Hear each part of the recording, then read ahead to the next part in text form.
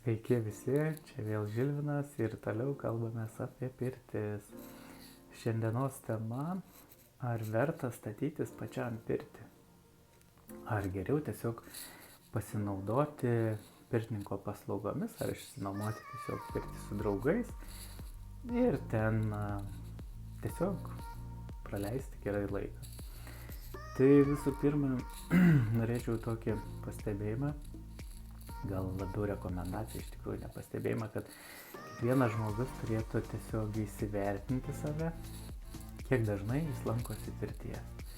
Jeigu tai yra tik tais žmonės, kurie labai retai būna pirtyse, tai jiems sakyčiau iš karto, net negalvokit apie jokias pirčių statybas, nes finansiškai paskaičiavus, jums ir laiko, ir finansų atžvilgių, jums yra daug geriau kažkur nueiti, negu patiems turėti savo pirtį. Kaip aš skaičiuoju? Aš skaičiuoju labai paprastai. Tiesiog, jeigu, pavyzdžiui, per mėnesį žmogus skiria vieną kartą nueiti į pirtį ir daleiskim įvertinkim pirties apsilankymą 100 eurų, ane? Tai dabar minimalios pirties statybos, čia minimali tokia nedidelė, kainuotų žmogui 2400. Tai tą didelę sumą padalinam iš to vieno apsilankymo, reiškia, gaunam 24 kartus. Tai realiai 2 metus žmogus nestatydamas pirties galėtų tiesiog eiti pas kažką, netgi ne pas vieną, o pas daug pirtininkų ir išbandyti kiekvieną skirtingas procedūras. Be jokių didelių pastangų ir galvojimo, kokios čia man reikia pirties, kaip ją pastatyti ir skirti tam laiko, susipirkti medžiagas, kokias medžiagas susipirkti.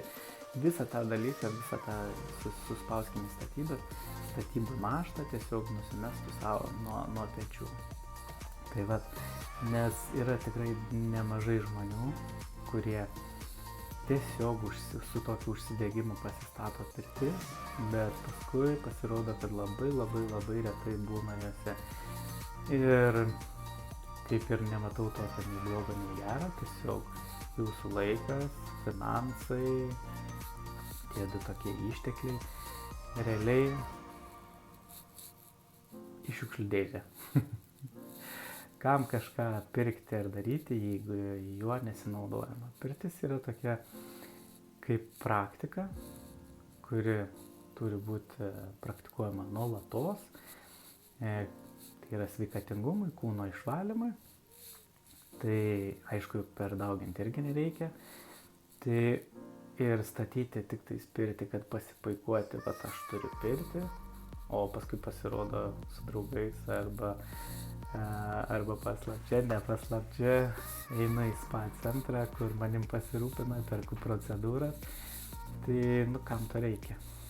Kam to reikia? Ir sutaupysit ir laiko, ir pinigų, ir savo sveikatą. Tai mano toks rezumė, kad labai gerai prieš tai reikia pasverti apie tai, nes jeigu, pavyzdžiui, pirtis dar ir daugiau kainuoja, tai įsivaizduokit, kiek jūs laiko galite tiesiog lengvai, be didelių pastangų, mėgauti sveikatingumu ir išvengti kažkokį statybų procesą. Tai vat, nes kaip pasirodo, sakyčiau, 95% žmonių, kurie pasistatė pirtį, taip ir padaro. Pasistato, bet labai retai naudojasi. Tai, o būna ištaikingiausias pirtis, kaip pas kai kuriuos vos nepauksuoti kranai, bet pasirodo, jie paskui leidžia pinigus spa centruose pas pirtininkus, kuriais pasirūpina. Toks kitas aspektas apie pasirūpinimą, tai jeigu jau statotės pirtį, tai rekomenduoju visiems bent jau nueiti pas vieną ar kitą pirtininką, kuris veda edukacijas ir susipažinti su pirtininkystė, kad jeigu, pavyzdžiui, šeima yra, galėtų vienas kitur labai lengvai pasirūpinti tiek įtrinimu, tiek planuojimu, tiek ką daryti pirtyje, tokios bazinės žinios, kurios labai pravers jums. Tai va. Tai iš tikrųjų tiek tam kartui apie pirtis. Nemanau iš tikrųjų, kad reikėtų labai pulti statytis pirtį vien dėl to, kad jums 1 ar 2 kartus patiko joj pasibūti. Tai labai gerai reikėtų apsvarstyti, nes, kaip sakiau, pirtis finansiškai kainuoja ir tai investicija iš sveikatos požiūrė yra kaip ir labai puiki, tačiau finansiškai ji kaip koks automobilis nuvertėja, įdėjusi irgi. Ją reikės remontuoti, ją reikės prižiūrėti ir viskas reikės kažkada ją pakeisti. Ta prasme, medžiagas atnaujinti.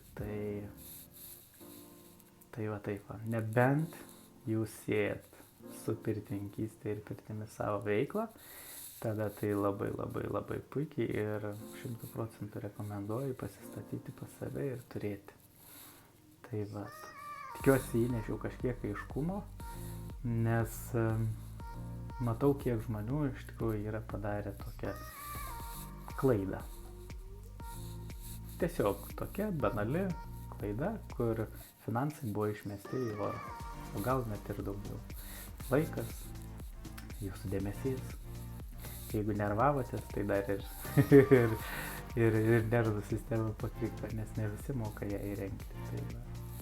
Tai va, tik tiek šiam kartui. Apie pirtis, ar verta, spręskit patys.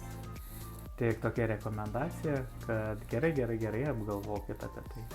Bet jeigu nerūpi, pinigų turit, kad ir su vežimu vežti, tai darykit, ką norit, aišku. Tai va, tai šiam kartui tai tik tiek ir iki kitų kartų. Iki.